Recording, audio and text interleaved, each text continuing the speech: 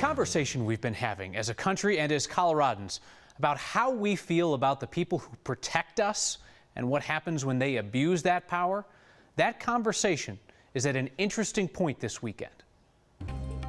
Tonight on Next, a Denver Bronco joins the nationwide protest over racial injustice. I'll offer some thoughts on that. We learn how a deputy was critically injured as he put himself between a shooter and the rest of us. And as we mark 15 years since the 9/11 terror attacks, we sit down for an honest, revealing conversation with students from the first high school class born after September 11th. How their views on law enforcement are complicated. First to Douglas County, where the sheriff stepped to a microphone. They ran to the gunfight. Sheriff Tony Spurlock is pretty plain about how it all happened. The attack on officers last week, right about this time. First, the call of a suicidal man, who then started shooting with a high-caliber rifle. Detective Dan Bright was hit, and he is still in critical condition. That detective may be alive because a SWAT medic was immediately at his side and because a hospital was so close. So close, in fact, that that's where the chase involving the shooter ended, where Parker police officer killed the suspect. Inside that hospital, doctors first worked to save Detective Bright, and then they had a chance to consider what all had happened outside the hospital. When you sit back and think about it, it's, you got your kids in the community, and certainly, these people take these bullets for our families, and it's pretty substantial stuff. Not much is being said about Detective's condition or his prognosis is clearly serious. And there are serious questions about past contact the deputies had with the shooter. Today, the sheriff wouldn't say why his deputies had been to that home before, but we know that they had been. While we're talking about the people who run in when everyone else runs out, we need to acknowledge what West Metro firefighters did this morning. They found a little girl who was hiding in the closet of a burning house near Kipling and Morrison in Lakewood. The rest of her family made it out on their own, and the only reason that 5-year-old is alive is because of those firefighters' actions. When children are unfamiliar and scared, they tend to hide, and they tend to go where someplace comfortable. It almost looked like she had a little fort set up in her closet. And that is why firefighters beg parents to have fire drills at home so that the kids will run outside instead of hide inside. You'll see images of first responders. You'll hear talk of courage this weekend as Coloradans gather to remember the terrorist attacks of September 11th. Sunday marks 15 years. This year's high school freshmen were all born after that day, the first full high school class without an answer to the question, where were you on 9/11? For these freshmen at Manual High School in Denver, terrorism is a fact of life, not a shock. I just can say that I won't doubt that it will happen again. Just the word terrorism seemed to evoke less a sense of fear than a sense of responsibility.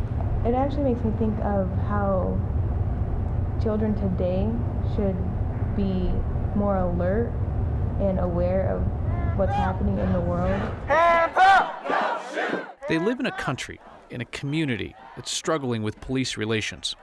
The word hero, heard so often after 9/11, it's harder for them.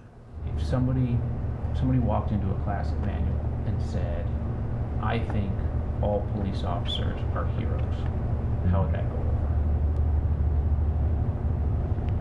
I think that a lot of people would disagree with that. Like they see all the negative things about the police, and some officers are heroes because they just try to do their job. Some police officers don't treat everybody fairly like they should, and that does cause problems. A window into the world of these students from the first freshman class born after 9/11. All the things that are happening here, it could be fixed. Even though there are problems within America itself, I think that we should come together even more.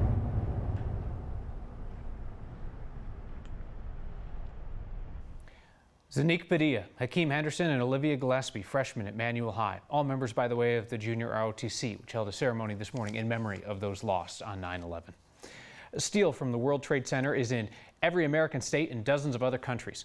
It sits in memorials across Colorado. A traveling memorial, including steel beams from the World Trade Center, is being moved to Civic Center Park for the Colorado Remembers 9/11 ceremony Sunday. The memorial will be watched over by more than 30 honor guards in shifts throughout the weekend. The ceremony Sunday afternoon at 1 is open to the public. Lead water pipes are being replaced in Denver, and some homeowners are being left an unsettling note addressed to residents of Flint, Michigan, where lead contamination caused a citywide crisis. The notes are on lead testing kits left behind after the lead pipes are removed. The kit manufacturer, Zero Water, told us that there's actually a simple explanation. So many of its kits were being sent to Flint, Michigan, it was just easier to put the note for Flint residents in every single kit being produced. And some of those kits ended up in Denver. If you're able to get home in time to watch next, you are one of the lucky ones. You likely don't have to fight with traffic on I-25 during rush hour. But if you live in the area, you've likely experienced it. Heck, it's even backed up for no apparent reason on the weekends. And the efforts to make it better only temporarily fix the problem. Traffic haters, feast your eyes on this. It's a study of congestion on the southern portion of I-25 through the metro area, before and after a project called T-Rex, not the dinosaur. Transportation expansion. This $1.6 billion collaboration between RTD and CDOT added lanes and trains to I-25 in an effort to ease congestion. The congestion did go way down for a little while, but as soon as those lanes were widened, more people started driving on them. That's Will Tour with the Southwest Energy Efficiency Project, or SWEEP. They're the group who studied the congestion. 2 years after T-Rex was done, congestion was right back at the level where it was before the construction. It's this phenomenon of induced demand where when you widen a highway and all of a sudden there's excess capacity, not too surprisingly, people look at that and say, I'm going to use it. And now it's even worse. So what do you do now? CDOT admits it doesn't have the money or space to add more lanes, which would just fill up anyway. One solution they told us about today is making a change to the metering system along the highway. You know, those red and green lights that you've always wondered about whether or not they really work? They're going to try a smart metering system along the northbound side from Ridgegate to University. This system will monitor the flow of traffic through sensors embedded in the pavement. In other places where they've used these smart meters, traffic flows improved by 20%, which would be practically like adding a new lane. But in the meantime, traffic isn't going to get any better anytime soon. And if you don't want to get stuck in it, we suggest you take the advice we found on this pedestrian bridge. This may be a long way away, but both CDOT and SWEEP say self-driving cars will help solve this problem. Since they can communicate with each other, they could drive much closer together. They also will crash less, and crashes cause 60% of the congestion problems we see today, Kyle. Steve, thank you. Broncos won last night. Though you wouldn't have known it if you get your news from MSN, the website posted a photo of the game with the headline, Carolina beats Denver 23-21 in NFL opener. We can throw some shade because, of course, we never make an error around here. But last night did, of course, belong to the Broncos, 21-20. A brief word now about Broncos linebacker Brandon Marshall's decision last night. He joined Colin Kaepernick and some other NFL players who were protesting racial injustice and police violence by refusing to stand for the national anthem. When I saw Marshall take a knee, my first thought was, well, now we in the media are going to spend a week talking about Brandon Marshall, which is a shame. Because I don't think Brandon Marshall's protest is an attempt to bring attention to himself. I take him at his word that he feels strongly about social justice and that the football field is, as he said last night, his only platform to make a statement. I just wish that he had made a stronger statement last night about why he's protesting, the kind of statement that Colin Kaepernick gave. That's how these discussions evolve from symbolic actions to meaningful conversations.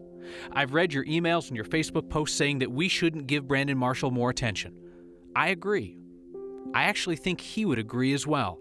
What we should give attention to, and what we will continue to give attention to here on Next, are the issues that he knelt down to raise up. One of Colorado's more unconventional politicians makes an unconventional case for Donald Trump. Hey, who else can blow the whistle but someone who knows what it is? You think he can find the whistle? Yes. Okay. I think he's in possession of the whistle. A rare look at Colorado that is as beautiful as it is illegal. And bad news about that crazy-looking thing that chases geese out of Denver's parks.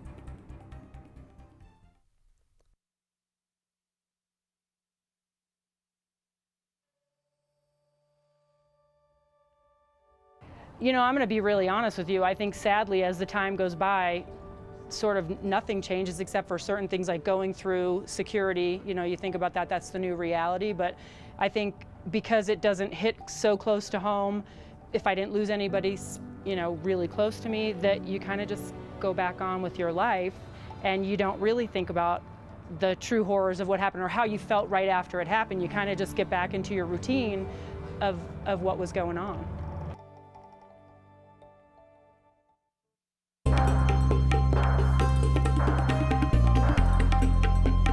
Well, it's starting to feel and look a little bit more like fall up in the high country. Some great shots coming into us. Today was a nice little break from the heat as we saw temperatures in the mid-70s today, but we are going to be watching for a very cool night on our hands. In fact, overnight lows going to be down to the mid-40s. We'll go with mostly clear skies tonight. The winds have been awfully gusty around town, but I think those should be winding down within the next couple of hours. Look at these temperatures, upper 30s in Sterling and across northwestern Colorado. We're going to be sitting under a freeze warning through tomorrow morning. If you have sensitive vegetation out there, you certainly want to cover that up with temps overnight in the mid-20s. Look at this cold front pushing through the area. That's what knocked down our temperatures. It scoots out, making way for high pressure. That means we're in store for a fantastic, warm weekend. Look at this, daytime highs tomorrow, returning to the low 80s across the Front Range, 70s up in the mountains. A great weekend to go up to the high country. Check out those fall colors out there. 90 degrees on Sunday, but then we have a huge cool off Monday and Tuesday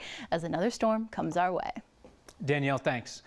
Donald Trump's Colorado coalition is missing a lot of our big-name Republicans, establishment types, the kind of Republicans that Trump ran against, railed against in the primary. The job of wrangling recalcitrant Republicans on the Eastern Plains falls to our next guest, a man never afraid to speak his mind. Greg Brophy, former candidate for governor, former state senator, political consultant, fourth-generation family farmer. What am I leaving out? Avid cyclist. Avid cyclist. Still drive the Prius? I do drive a Prius, and it has an I Heart Fracking bumper sticker on the back now, too. You strike me as the kind of Republican who could decide to sit this year out or end up in Gary Johnson's camp and vote Libertarian. Why not? Because the reality is this is a binary choice. One of these two people, Donald Trump or Hillary Clinton, will be the next president of the United States. I like the policies that come with a Republican president and all of the people that a Republican president surrounds him or herself with. Where are you on Trump the man at this point? I don't know him. I mean, the things I hear about how he is with his family, about how he really is in business, about how he really is around a table, make me feel very comfortable about it. The stuff on TV, it's just different than you get from any politician ever before. He's talking like the guys that I know out in eastern Colorado, who you run into at corn harvest driving trucks, or who you spend time at with the feedlot or at the grain elevator or at the local coffee shop. There's no such thing as political correctness out there. And what would that mean for the presidency? Well, what it would mean for the presidency, I think, is rather than telling us what the politicians, the consultant class thinks we need to hear so that he can win his next election or help other people down ballot, maybe he'll actually tell us the truth, which would be refreshing and unusual coming out of Washington, D.C. After your time in state politics, you went to go work in D.C. Have you been able to wash that off of you since then? It took a lot of scrubbing, but I am thoroughly cleansed of the Potomac grime. What was it that you didn't think that it was going to be? Well, I didn't realize how much I would hate being away from my family and my farm. I was also shocked at just how corrupt the place is. It really is run by a handful of people for the benefit of a handful of people. The connected class runs the city for the benefit of themselves. It's bad. And, we face a choice in the presidential election where we get more of the same, or we can try something new. Why not give it a chance? This is why we can't have nice things, and it's why the city of Denver won't let people play with this anymore. And what to do when your beer is called Hey Pumpkin and no pumpkins are around to answer the call.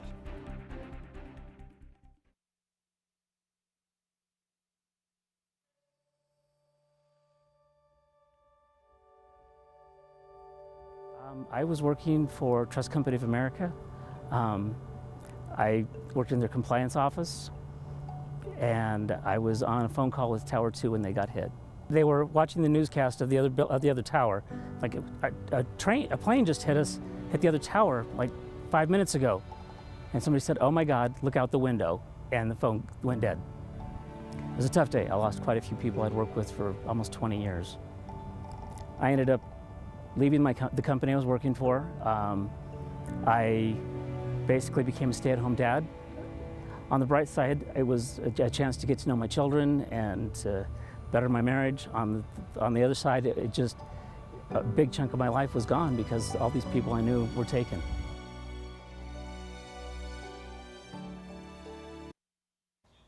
Sorry to crush your dreams, but you're not going to get to Goosenate. This week we told you Denver was looking for volunteers to run the Goosenator, you know, the goose scaring boat thing that drives around lakes at city parks to scare away the Canada geese. Well, the city doesn't want volunteers after all. Apparently volunteers broke the Goosenators. Parks and Rec told us it just can't keep up with the repair costs caused by amateur goosenating. Not to impugn that one man's work, but the city has removed the volunteer info off of its website. A Boulder native has created a soaring tribute to his hometown. It's a stunning video taken from above.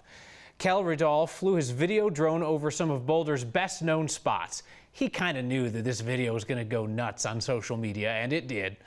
Kel says he wanted to showcase his hometown from a fresh perspective. And there was one thing that really made an impact on him from above. I was amazed by the Flatiron views.